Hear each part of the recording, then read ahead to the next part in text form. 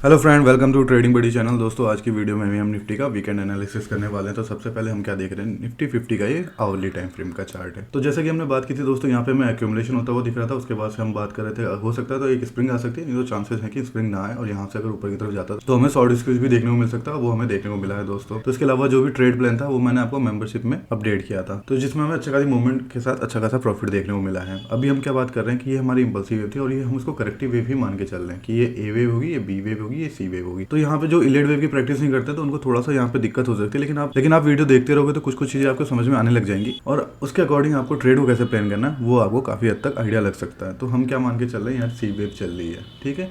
तो सी वेव चल रही है, तो सी वेव के बाद से वापस एक हमें नीचे की तरफ मूवमेंट देखने को मिल सकती है। उसको हम कहाँ तक देखेंगे, उसको हम इस पॉइंट तक देखेंगे, क्योंकि यहाँ पे हमारा क्या हो सकता है, ये बैकअप की तरह काम कर सकता है। उसके बाद अगर यहाँ से एक रिवर्सल ऊपर की तरफ आता है तो हम कहेंगे कि एक्यूमुलेशन का बैकअप आया है, बैकअप के बाद से हमारा कंटिन्यू कर रहा है, तो उसको हम अलग रंग से देखेंगे। तो फिलहाल इसको हम सिंपल करेक्शन मान के चल रहे हैं, जो कि हमारा जिगजैग करेक्शन है। जिगजैग करेक्शन में क्या होता है, एक इंपल्सिव वेव आती है, करेक्टिव वेव आती है, फिर इंपल्सिव वेव आती है। तो ये एक इंपल्सिव वेव हो सकती है। तो इसका करेक्टर क्या है, इंपल्सिव वेव का दिख रहा है। तो हम क्या करेंगे, यहाँ से जो हमारा टोटल नीचे की तरफ स्विंग था इसका हम रिट्रेसमेंट चेक करते हैं। जो हमारा करेक्शन आया है वो कितने परसेंट तक आ चुका है। तो ये हमारा यहाँ पे 50% का करेक्शन कंप्लीट हो चुका है। 38.2 पहले हो चुका था, 50% का यहाँ पे हो चुका है। हो सकता है 618 को भी टेस्ट कर ले।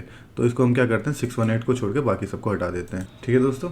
और उसके साथ साथ हमें क्या देखने को मिल रहा है, यहाँ पे हमें ऑर्डर ब्लॉक देखने को मिल रहा है। तो ये हमारा ऑर्डर ब्लॉक हो गया। और उसके साथ साथ हम एक और चीज़ क्या देख रहे हैं, जो हमारा ये चैनल था और चैनल के ऊपर की तरफ पहुंच रहा है, तो यहाँ से हमें एक रेजिस्टेंस देखने को मिल सकता है, ठीक है। तो ये चीज़ हमें दिखा रही है कि यहाँ से हम कोई रिवर्सल की ट्रेड प्लान कर सकते हैं। तो अगर हमें शॉर्ट की ट्रेड प्लान करें तो यहाँ कहीं हमारा अच्छा खासा एक लोकेशन हो सकती है जहाँ से हम प्लान कर सकते हैं, ठीक है। इसके अलावा हम एडवांस पैटर्न को देखते हैं। एडवांस पैटर्न हमें कौन सा देखने को मिल रहा है, यहाँ पे दो एडवांस पैटर्न देखने को मिल रहे हैं। तो फिलहाल हम बात करेंगे केवल एक पैटर्न की। वो पैटर्न कौन सा, हमारा बैड पैटर्न। बैड पैटर्न कहाँ कंप्लीट होता है, जैसे 50% पे है तो बैड पैटर्न होगा। बैड पैटर्न कहाँ कंप्लीट होता है, 886 पे होता है। तो यहाँ पे 886 कहाँ आ रहा है, तो वही हमारा इस जोन के आसपास दिखा रहा है, ठीक है। और इसके अलावा एक और एडवांस पैटर्न देखने को मिल रहा है। अगर हम इस पॉइंट से देखते हैं तो ये हमारा ए बी पॉइंट कहाँ आ रहा है, 50% के आसपास आ रहा है सी। और डी पॉइंट कहाँ होगा इसमें, यहाँ पे बनेगा क्रैप पैटर्न। क्रैप पैटर्न होगा 1.618 पे। तो क्रैप पैटर्न हमारा कंप्लीट हो चुका है एक्चुअल में देखा जाए तो, ठीक है। तो यहाँ पे हमें कन्फ्लुएंस देखने को मिल रहा है कुछ एडवांस पैटर्न का। ये जो जोन होगा हमारा एक रिवर्सल के जोन की तरह काम कर सकता है। और इसके अलावा हम क्या देख सकते हैं, आरएसआई में कन्फर्मेशन देख सकते हैं। तो आरएसआई हमें ओवरबॉट जोन की तरफ दिखा रहा है, तो एक चांसेस बन सकते हैं कि यहाँ से हमें एक रिवर्सल देखने को मिले। हाई टाइम फ्रेम पे आरएसआई को देखेंगे तो हमें क्या देखने को मिल रहा है, हाई टाइम फ्रेम में हमें एक हिडन डाइवर्जेंस टाइप का स्ट्रक्चर देखने को मिल रहा है, जिसमें आरएसआई इस पिछले वाले स्विंग के ऊपर जा रहा है। पर अगर हम प्राइस की बात करें तो प्राइस पिछले वाले स्विंग के ऊपर नहीं गया है, तो हमें एक हिडन डाइवर्जेंस देखने को मिल रहा है। तो हो सकता है हमारे नीचे की तरफ कंटिन्यू कर सकता है प्राइस, ऐसे चांसेस बन रहे हैं। और अगर हम 15 मिनट के चार्ट में देखेंगे तो 15 मिनट के चार्ट में भी ओवरबॉट जोन में है। ये तो हो गया हमारा एनालिसिस। अब हम इसको बात करते हैं कि हम ट्रेड को कैसे प्लान कर सकते हैं। तो एक चांसेस हो सकते हैं कि यहाँ पे देखो हमारा एक क्रैप पैटर्न कंप्लीट हुआ, तो हो सकता है हमें यहाँ पे नीचे की तरफ प्राइस आता हुआ दिखे, ठीक है। नीचे की तरफ प्राइस आके उसके बाद ऊपर जाता है, तो हमें क्या देखने को मिल सकता है, यहाँ पे आप देखोगे डाइवर्जेंस देखने को मिल सकता है, ठीक है। यहाँ नीचे आता है फिर उसके ऊपर जाता है, तो हम यहाँ पे डाइवर्जेंस देख सकते हैं। तो हमें उसके अकॉर्डिंग एक ट्रेड यहाँ से प्लान कर सकते हैं, ठीक है। और स्विंग ट्रेड की अपॉर्चुनिटी हमें यहीं से मिल रही है। अगर हमें गैप अप ओपनिंग देखने को मिलती है तो हम यहाँ पे उसको शॉर्ट करने की कोशिश करेंगे। उस गैप अप को हम शॉर्ट करने की इसलिए कोशिश करेंगे दोस्तों, क्योंकि हमारा जो ये स्विंग है ऑलरेडी बहुत ज़्यादा एक्सटेंडेड हो चुका है। तो यहाँ से एक चांसेस हो सकते हैं कि एक हमें प्रॉफिट बुकिंग देखने को मिले। जो भी लॉन्ग ट्रेड वाले होंगे वो प्रॉफिट बुक कर सकते हैं दोस्तों, और शॉर्ट ट्रेड वाले यहाँ पे मिटिगेट कर सकते हैं अपने लॉस को।